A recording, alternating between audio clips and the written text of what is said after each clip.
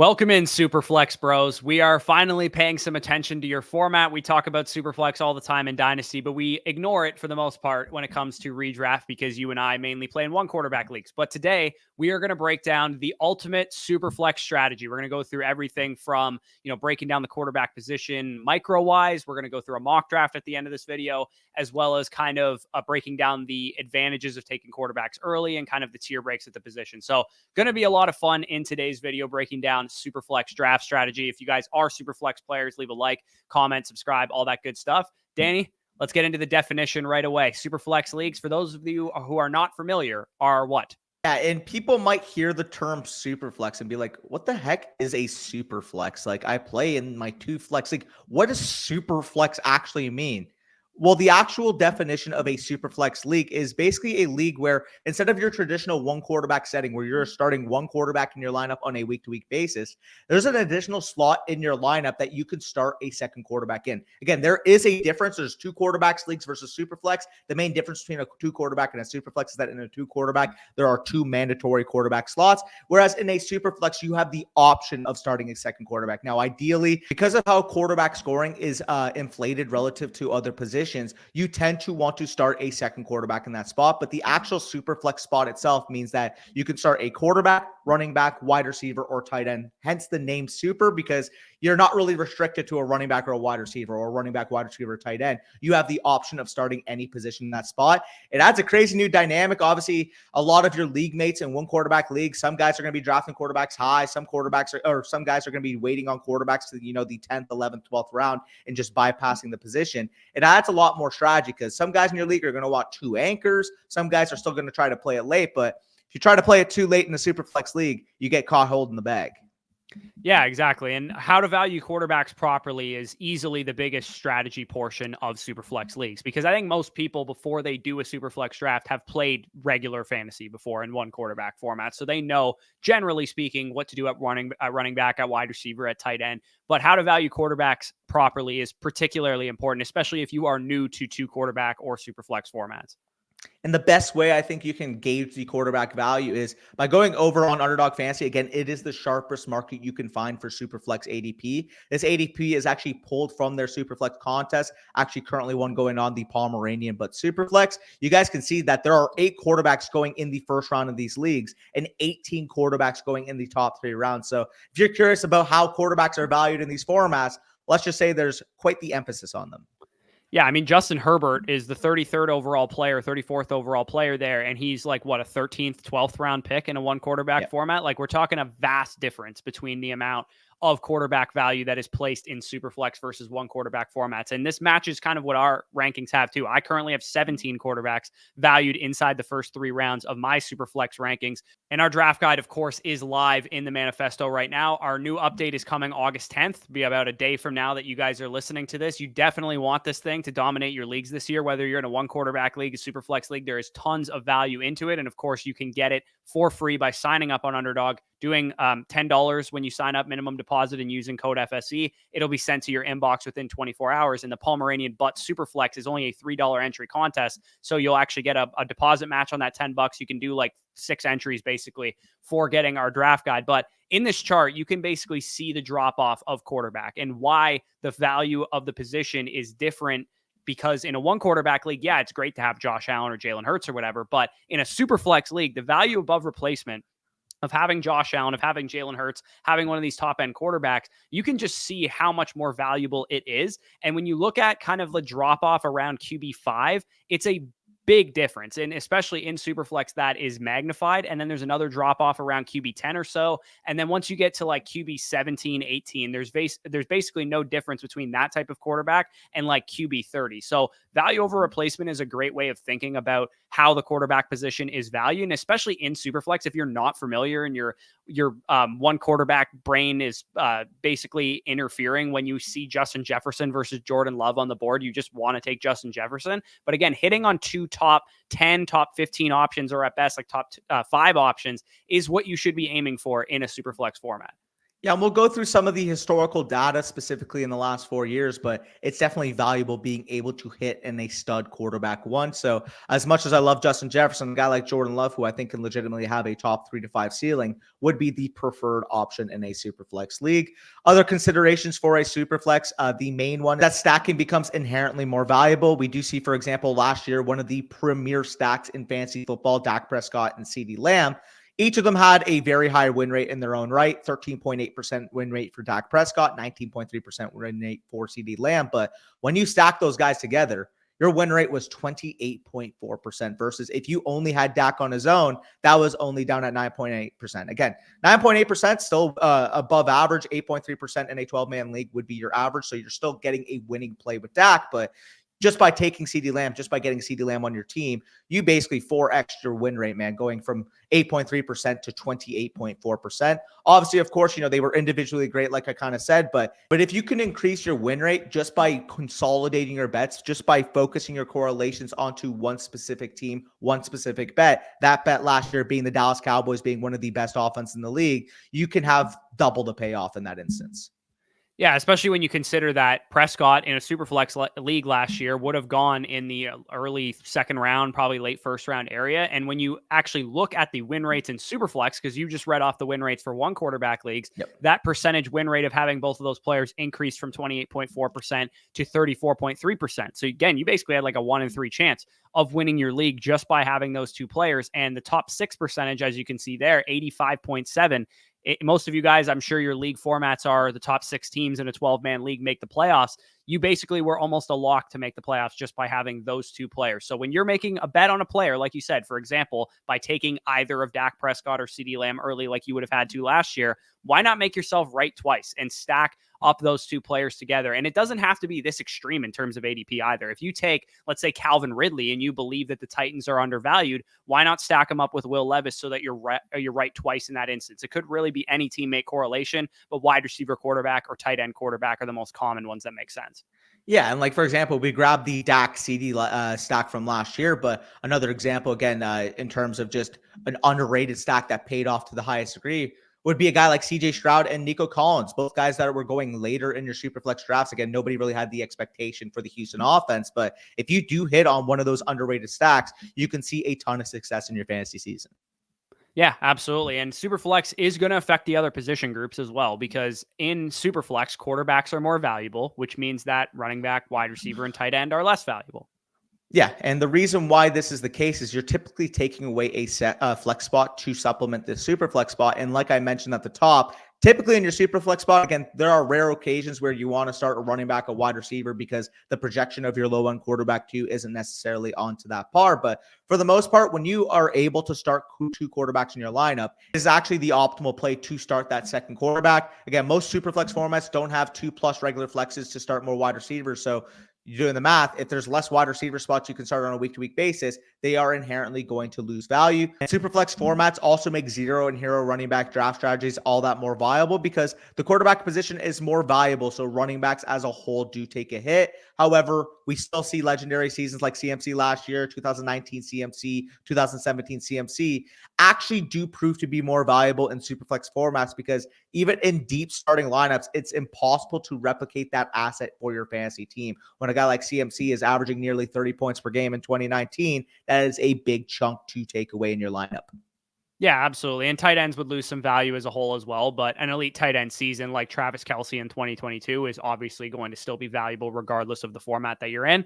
The other question you might be having in a Superflex league is how many quarterbacks should you draft, right? If you're in a standard 16 round draft or whatever, how many quarterbacks should you have on your roster? The data shows that drafting quarterbacks, 3 quarterbacks is typically the most optimal way to play it. I think sometimes people get into a super flex league and they might get the itch to just load up on quarterback and hold their league mates hostage in trades or, draft as many quarterbacks as they possibly can. A, that's just a stupid strategy in my opinion, because your league mates won't want to trade with you. And B, it's better to just have an optimal build. Like if quarterbacks are undervalued in your super flex league because your league mates don't know how to draft them, then that's fine. Take your 3 good quarterback swings. Let's say they're letting Dak Prescott fall to like the mid 4th round because they have no idea how to value quarterbacks. That's fine. Take your early round quarterbacks when you take them and then stop. Don't continue to load up on the position, draft other positions. Well, exactly. Instead of putting yourself in a bigger hole, taking, 4, 5, 6 quarterback options, which is quite literally the suboptimal play for your own lineup based on the data, instead take top options and let them try to catch up with inferior ones. And we'll get into the actual tiers of the quarterback position, specifically, 1 to 6, 7 to 12, 13 to 18, 19 to 24, how they've kind of profiled historically. But there is a significant gap between each tier. Yeah, exactly. And there's a good chance that if it's year one of your Superflex league and your league mates are valuing quarterbacks like one quarterback leagues and you're not, you're going to win the league in year one and they're going to really learn quickly how they should be valuing the quarterback position. So for me, in my opinion, it is optimal to get 2 solidified quarterback options that are not going to lose their jobs. So top 20-ish options, and then swing on one upside guy late, like a Drake May this year, or Will Levis this year, Bo Nix this year, Bryce Young, JJ McCarthy, maybe Justin Fields if you're feeling really risky there. So you kind of made reference to it already. Which tier of quarterbacks we want to target is definitely something that kind of relates back to the value over replacement theory, where those top end guys are great, but where is the most optimal kind of range of the board at quarterback to be drafting? Yeah, and looking across the last 2 years, the biggest drop off in quarterback production has either been from the top quarterbacks, your quarterbacks 1 to 6 to the low end quarterback 1s, or from the mid quarterback 2s to the low end quarterback 2s. Overall quarterback scoring has been down in general, getting less than 20 points per game from back end quarterback 1s and less than 18 points per game from your high end quarterback 2s. The 2 years prior, it was completely different. We were getting less of a separation between high end quarterback 1s and low end quarterback 1s, and a bigger distinction between low end quarterback 1s and quarterback 2s in your ranking. You guys can kind of see the comparative percentages, kind of viewing, the low end quarterback 2 as your 100th percentile, baseline expectation, and kind of the advantages each tier respectively would give, as opposed to, let's just say, the quarterback 20 in points per game.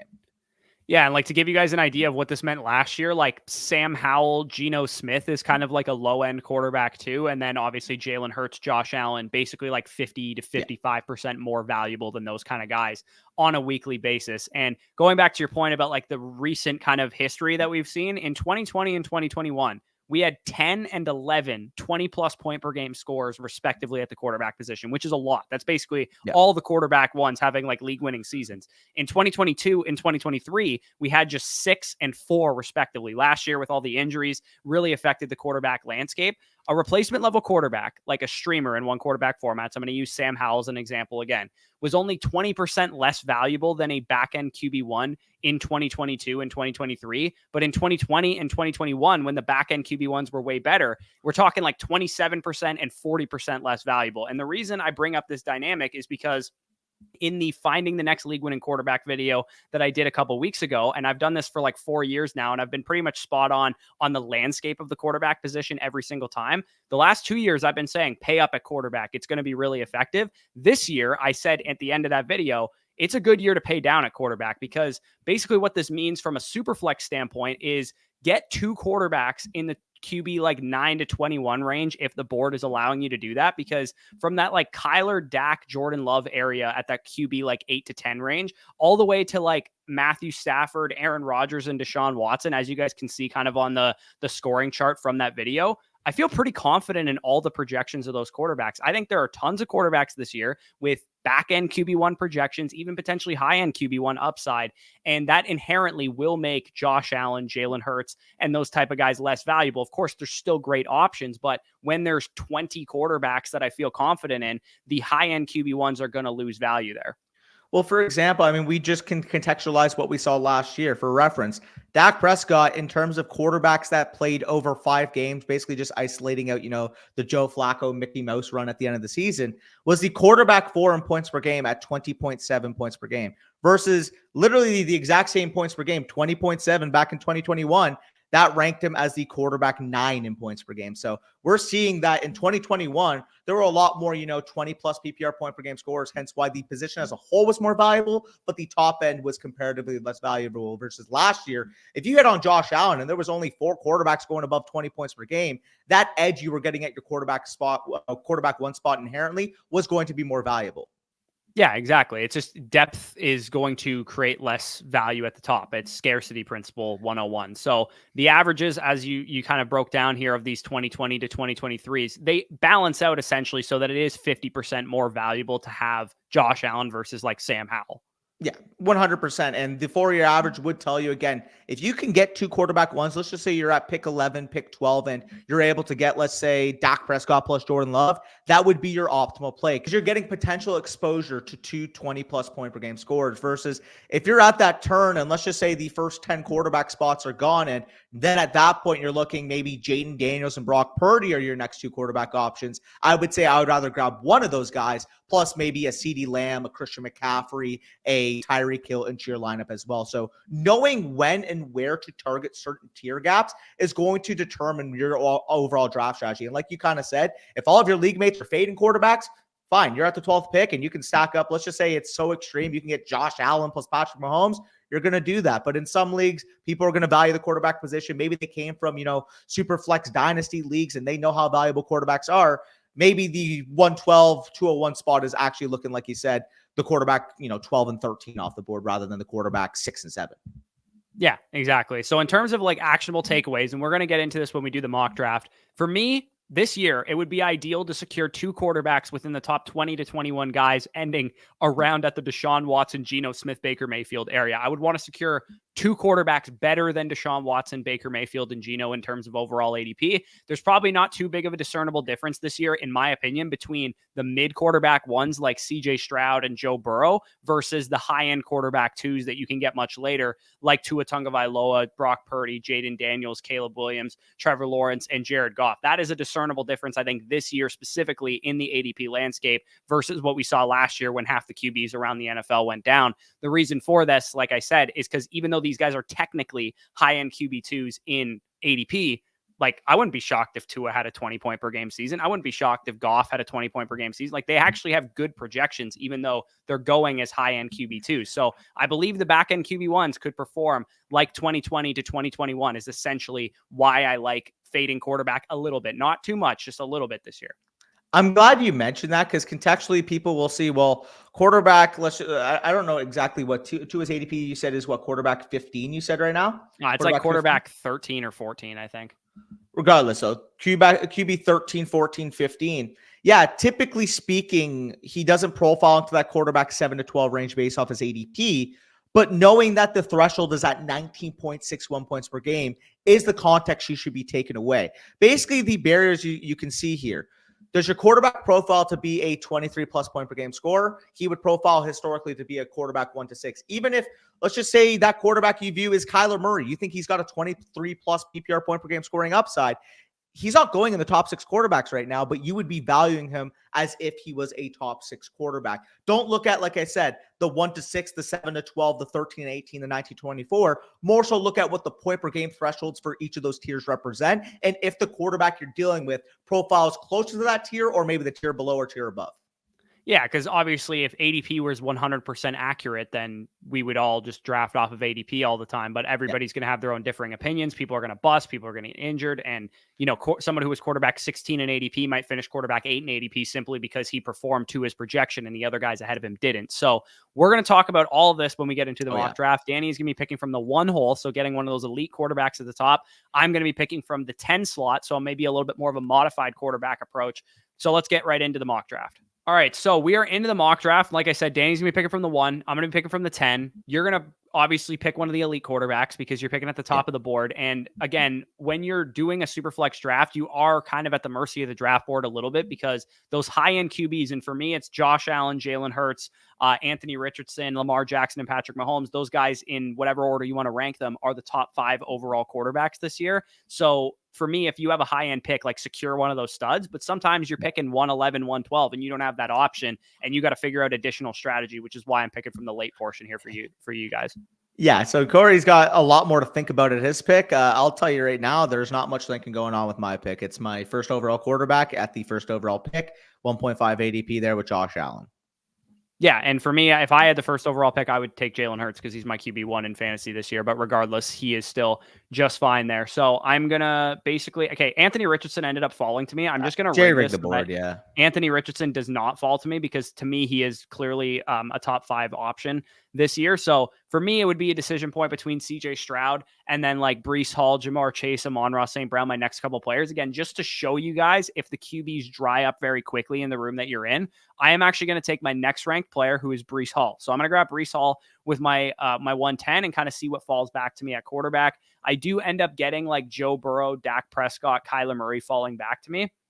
My next highest rated player, I believe it was Bijan Robinson. He's off the board. Jamar Chase and Kyler Murray are like kind of back to back in my rankings, but I don't want to get totally locked out at quarterback. So even though I said, oh, I'd like to like try fading quarterback a little bit this year in a super flex format, try and get the honey hole of like QBs 9 to 21. I'm not going to totally be stupid here, because by the time I get back on the clock at 310, it's very possible I'm looking at very bad quarterback options if I don't take one now. So to me, I'm going to bite the bullet here, take Kyler Murray, and kind of see what falls back to me there. So again, when you're picking, especially late in the board in a super flex draft, I would recommend that you kind of really think through things and determine when you want to deviate for a quarterback, because ideally, just as like a rule of thumb, I want to get 2 in the first 4 rounds. It's just where do they actually come based on the tier breaks. 100%. And just referencing your Kyler Murray pick, I think that was the proper pick. He's actually, according to my rankings right now, you mentioned kind of the 5 tier of Josh Allen, Patrick Mahomes, Jalen Hurts, Lamar Jackson, Anthony Richardson. I view him personally as my 6th overall, and he's actually closer to those guys than I do think he profiles to like the Stroud, the Dak, the Burrow, and the guy I'm actually going to take here with Jordan Love.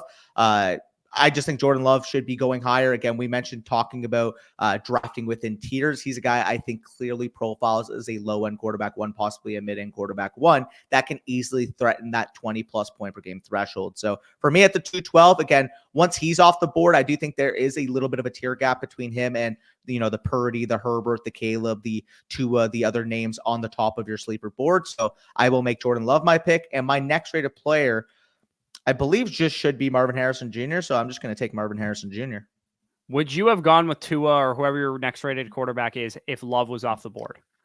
I think it depends who would have fallen. Like if it was like JT that had fallen to me, I probably would have went with 2 wide receivers or possibly Purdy plus Marv. But if it was like Nakua, Garrett Wilson, you know, Barkley, AJ Brown, Jamar Chase, etc., I most likely would have taken one of those guys. Yeah, that makes total sense there. So I'm back on the board here. I do actually have some of my top options fall back to me. Tua is my next rated quarterback. I have him way over Herbert. I have him over Purdy. So for me, I think this is an easy pick of Tua here. So I'm going to grab Tua.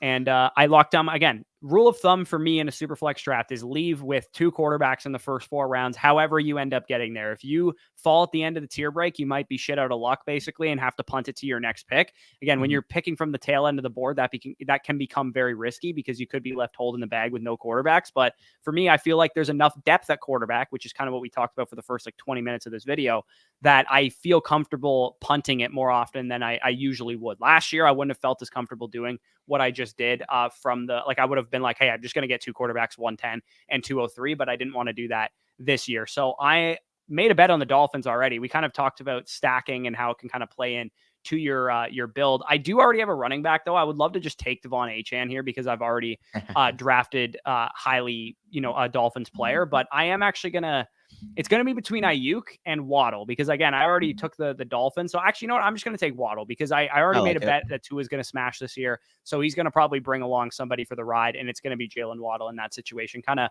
further hammering home what we talked about earlier in the video, which is like if you bet on a quarterback early on or one of his pass catchers, stacking them up has a exponentially higher win rate than it does in a regular 1 quarterback format.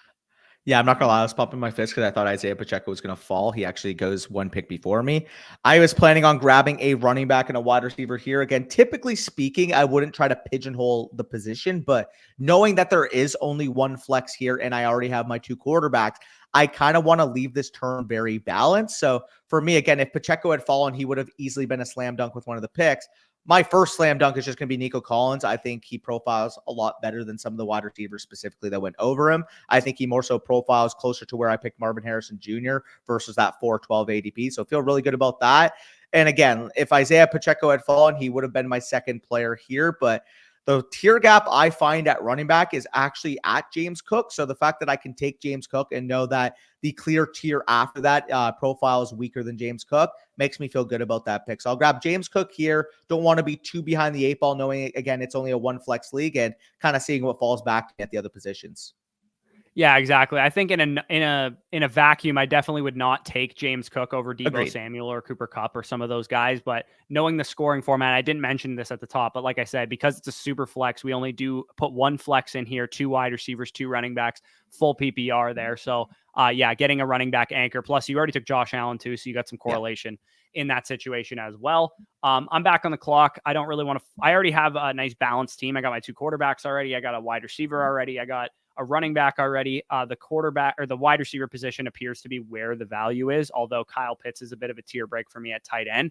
I'm going to see, maybe he'll fall back to me. I know Team 12 doesn't have a tight end yet, but I would rather get him with my next pick. So I'm going to grab my highest rated wide receiver here, which is either DJ Moore or Malik Neighbors. I already have some questionable-ish offenses that I bet on, so I don't really feel comfortable going to the Malik Neighbors plunge with the Giants. So I'll take DJ Moore here and see if Pitts falls back to me, and he ends up probably falling back, and he does. So I'm going to take Kyle Pitts as my anchor tight end. Again, in Superflex formats, it's going to undervalue tight end, wide receiver, and running back to some degree, but I still want to maintain the same relative draft principles that I have in a 1 quarterback league, which is if I see a tier break at tight end, or I see a tier break at running back, or I see a tier break at wide receiver, you want to pounce on those type of values. And one thing I want to point out too, before you make your pick, is notice that me and Danny didn't rush to draft a 3rd quarterback also, because we already spent high-end draft capital on 2 quarterbacks. So if you draft Kyler and Tua, or like Team 8, Lamar and Herbert, or like Team 4, Burrow and Mahomes, there's no need to draft a high-end QB3.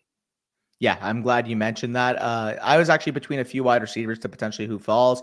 Knowing the knowledge right now that Brandon Ayuk is not a Pittsburgh Steeler, I will take George Pickens. Again, if you're watching this after the fact, Brandon Ayuk got traded to the Steelers. Obviously, you're not going to make that George Pickens pick. So I will take George Pickens, but with the caveat that if you're watching this later on along the line, maybe that's Christian Kirk, or maybe that because I have Jordan Love, you go with a guy like Jaden Reed. So remember that when I'm making this pick, don't have the knowledge about the Brandon Ayuk landing spot. And then the other pick I'm going to be making, I do view it as a pretty big chasm at the running back position. No running back I want to force at this pick. Wide receivers, again, I could also go with one of those other profiles I had mentioned. Tight end, if George Kittle had fallen back to me, he would have been my pick. But like I kind of mentioned, there's a little bit of a tier gap there. I think I'm kind of forced at this spot to take another wide receiver. And I mean, we mentioned the principle of stacking. I have Christian Kirk rated higher on my board, but because we did mention that whole point about stacking, I will actually take Jaden Reed just to pair with my Jordan Love. Yep. Yeah, that makes total sense to me there. Hopefully I can get a wide receiver running back value to fall back to me. Kirk would have been very nice, as would have been Stevenson. So I kind of just got double sniped at that point in time. I don't think the running back position is probably the direction I'm going to go. Cause I mean, I guess I have Kyler Murray. I've already made the bet on the Cardinals. I could go with James Conner here, but I don't think I would take him over some of these options at wide receiver. So, best available player for me is probably Calvin Ridley, most likely because of the whole Hopkins situation. Burks is banged up. I do semi believe in this Titans offense, and I think Ridley's going to be a lock for like a high target share. So I'm going to take Ridley. I don't think I'm going to end up going with a running back on the way back because I just don't really love the value of the position. The guy that I was actually hoping fell back to me, and that would have been Rashee Rice. So knowing that I got Ridley as kind of like my safe target share guy, getting Rashee Rice is the more upside swing, knowing that maybe he gets suspended, maybe he doesn't. It's looking less and less likely like he's going to based at this point in the offseason. So Danny, you're going to make one more pick, and then we are going to simulate to the end of this draft as we do in most of our strategy videos to save time. But I feel pretty good about my team so far. Still lacking a true RB2, but knowing that I have a bona fide stud with Breece Hall makes me feel better.